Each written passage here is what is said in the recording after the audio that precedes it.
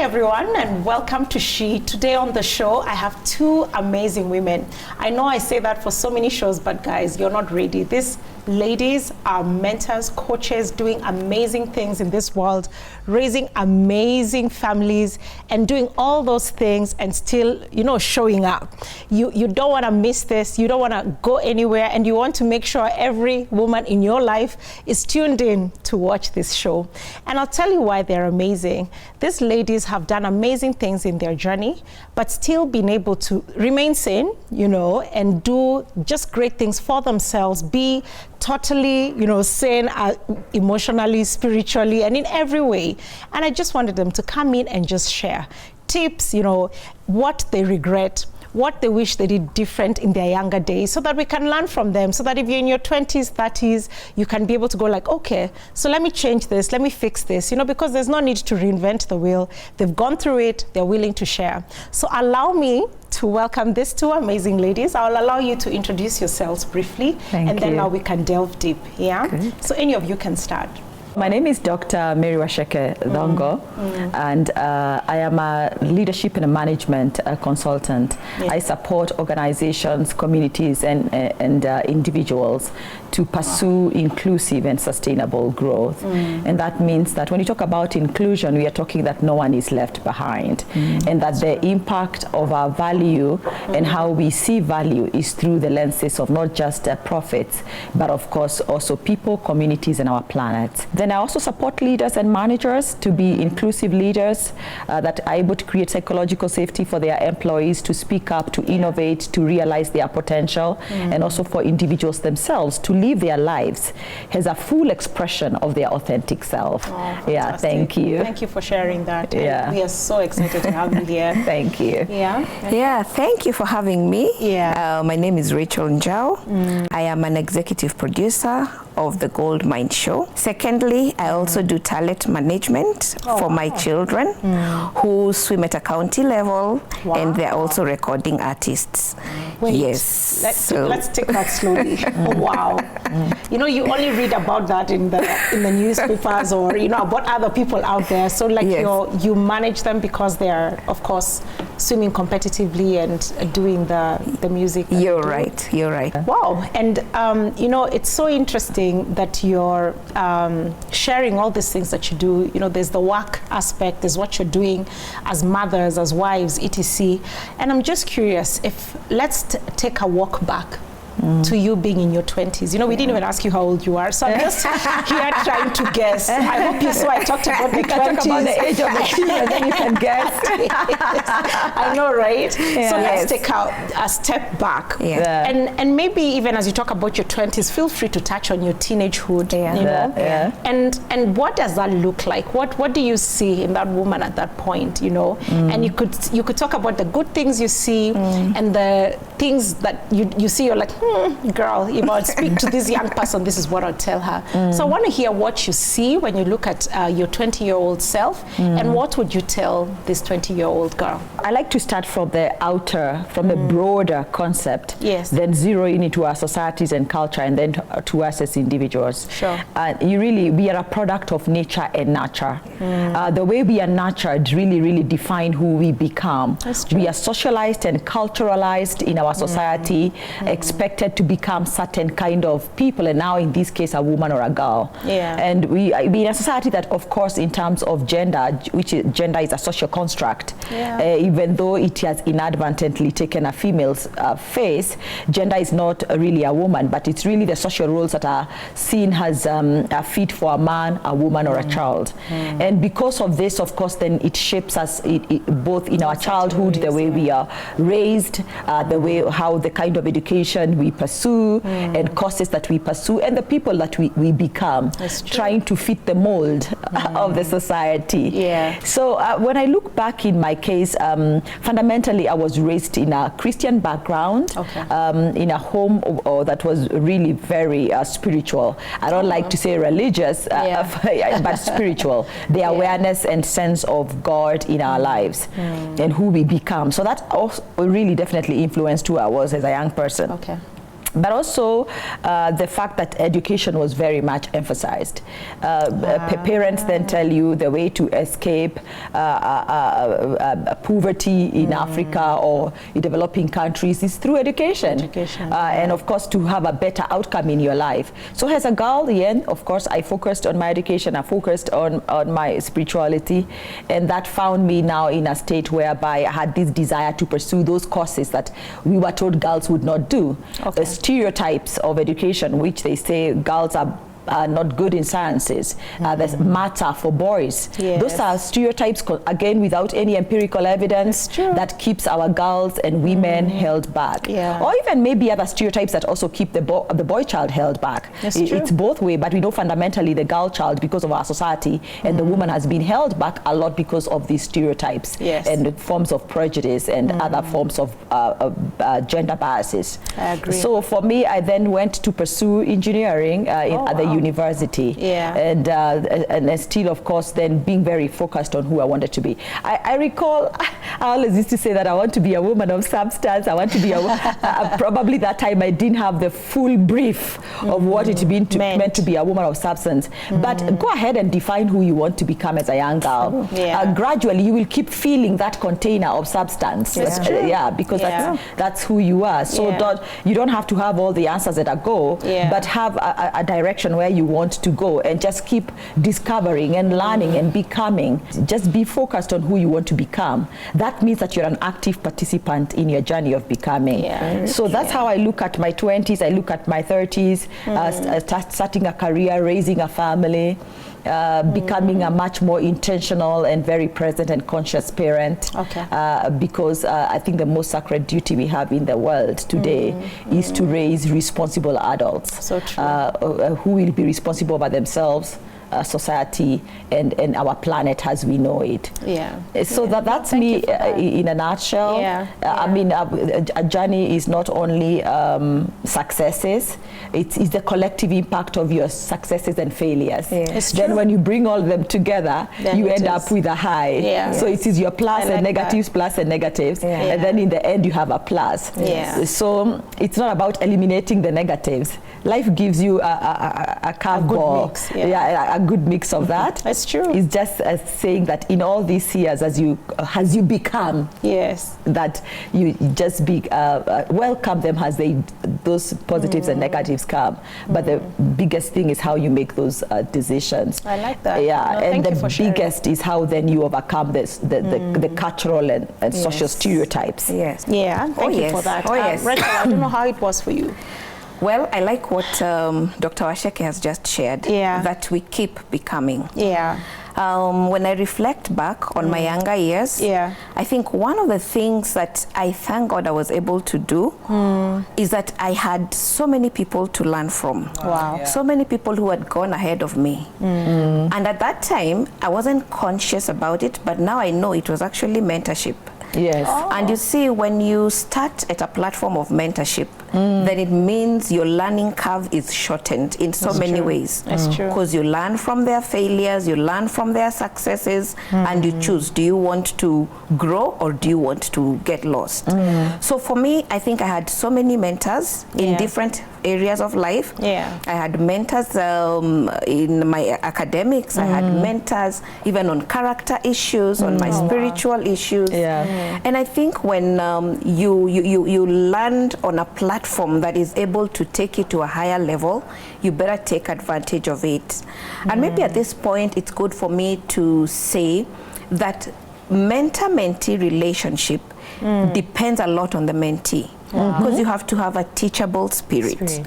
You're right. I have seen a lot of people, I think we are know-it-alls nowadays, and we forget there's something called experience. That's true. There is something called experience that teaches us so much that maybe if we haven't gone through something, we will never learn. And that's why you could be more educated than your 60, 70-year-old parent, but they still know more than you do. That's true. So it is good to have a teachable spirit that you can be able to learn. Learn and learn and learn. Be a student of life.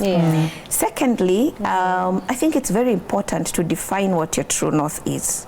Because the true north will tell you, what do I do what don't I do? Who should I become and who shouldn't I become? I like that. I have seen in life a lot of people groping in the dark because we want to go this way, then peer pressure is taking us this way. Yeah. Before you know it, you're lost. Sit down with yourself. Find out what is your true north. When you get to know what your true north is, then ask, what does it demand of me? And remember that every day you have an opportunity for an input, which will determine your output tomorrow. So today, be very conscious about what you do. In our house, we have something we call winning every day. So my children are very able to know, has mommy won her day today or not? Because they'll just come to my diary, check. Have you won your most critical item of the day? And you realize that if you win today, you will win your life. But if you lose today, you will lose your life. Because success in life is based on the small little things that you do every day. And on that, I also want to say, as you identify what your true north is, what is it that are your glass balls? And what is it that are your rubber balls? Your glass balls will fall down, break, and they are gone for life. Your rubber balls will bounce and come back. So, like for me, I have identified what my glass balls are. And so every day I will do something on my health. I will do something on my spiritual life. I will do something on my mental well-being.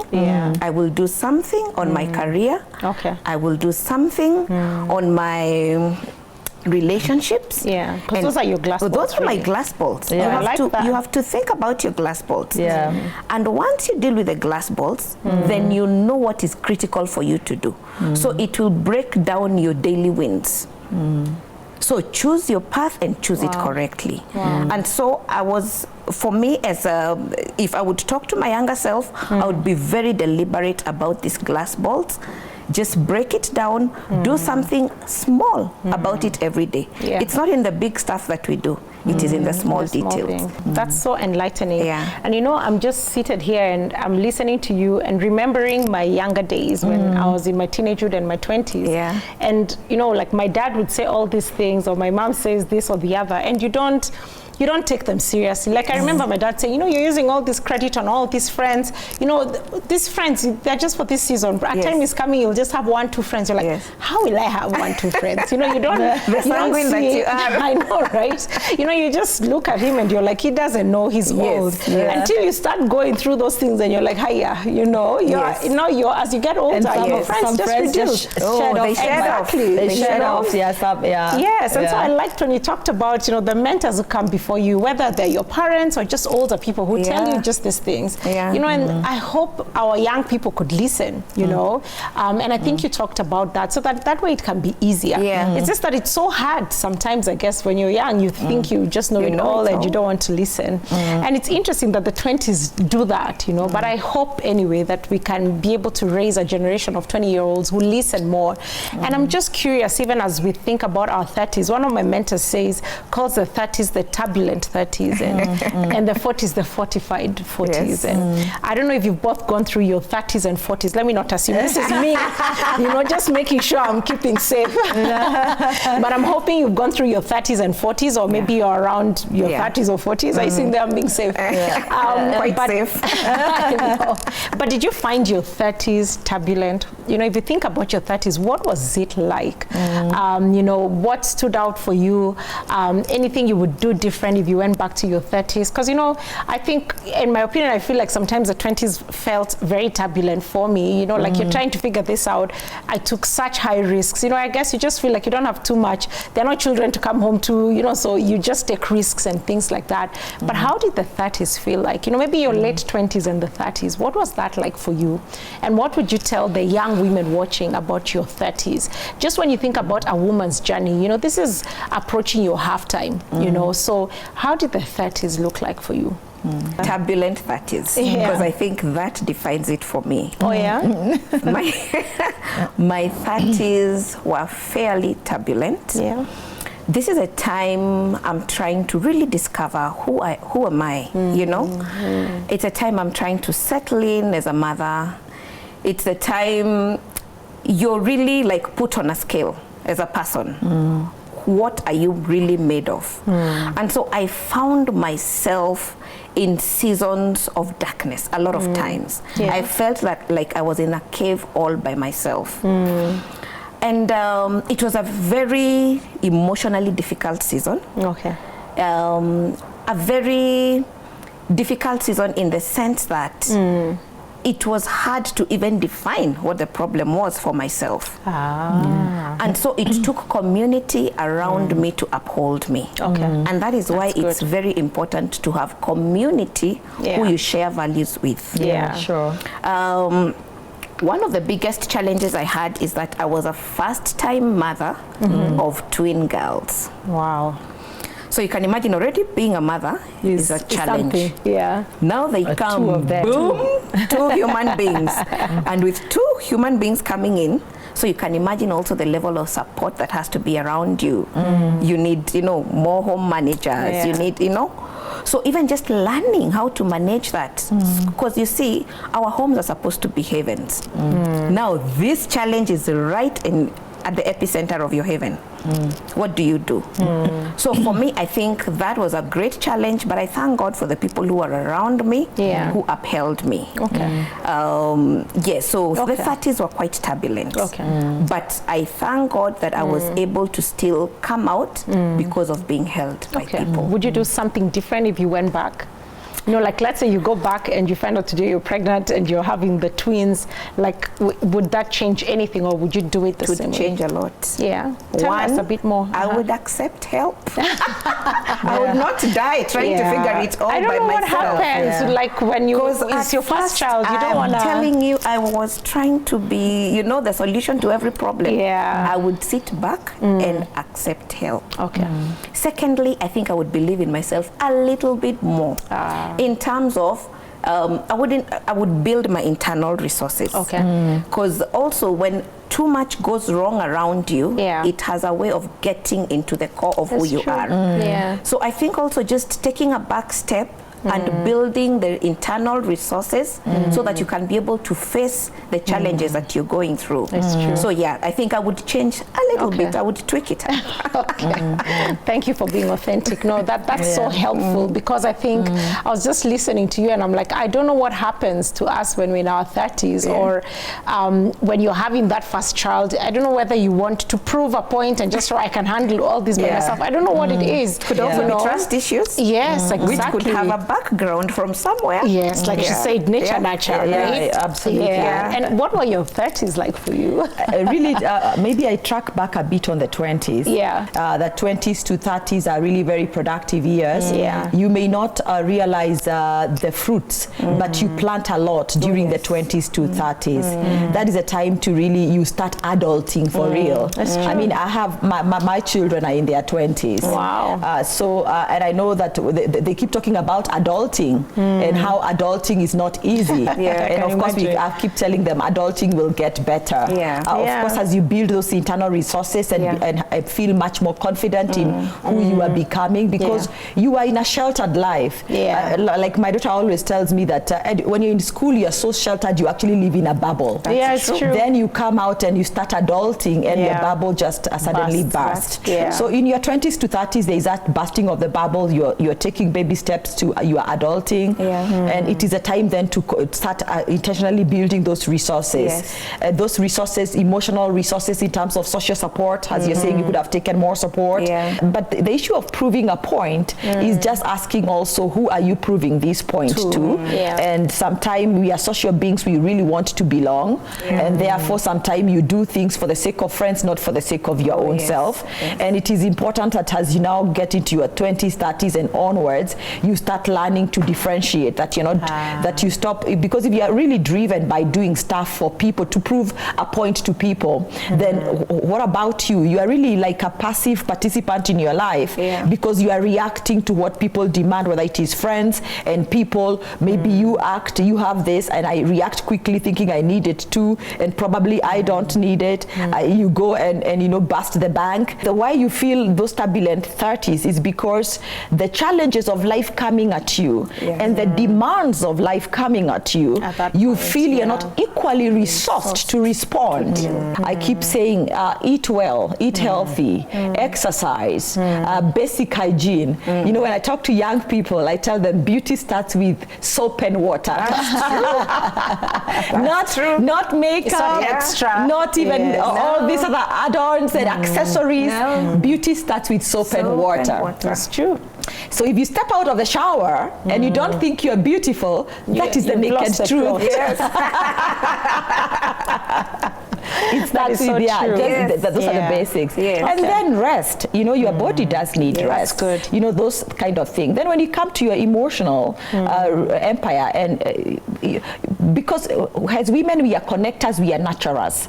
Then we tend to give and to give and to give, and the society drives us to give and to nurture. So you can actually be giving but not receiving. That's true. And not even making your needs known, and you become very poor at negotiating what you need as a woman, because you expect to give and not to take. So you can be very depleted emotionally, and then so you do need to guard that. And then of course your spiritual, that is really a very important part of your well-being. It affects your physical and emotional and even your mental. It is really, I think it's one of the most important. Perfection is an illusion. It is. Actually, it's an illusion. That's true. It's actually arrogant. Yes, to think that you're perfect. Yes, an illusion. It is just to be always adaptable and willing to learn as you seek help, a teachable spirit again, as you said, to learn, again, learning from credible and authentic sources. Then you keep building on those four empires and those resources. You know, I remember turning 39 towards end of last year and reaching out to a few ladies in their 40s and 50s and asking them, you know, if you went back to being 39, what would you do different, or what stood out for you? And it's the script was the same all around. You know, they're like, you know, the 40s have been fantastic for them. You know, they're saying no is so easy. You know, they don't waste time. You're like, if having coffee with this person is just a waste of time, I don't do it anymore. I wish I learned that in my 20s. You know, so they're just all these things, and it's like, you know yourself, you're not making any apologies for it, and it just sounds like such a good place to be, right? Being in your 40s and 50s. But I'm just curious what it is for you, even as we wind up.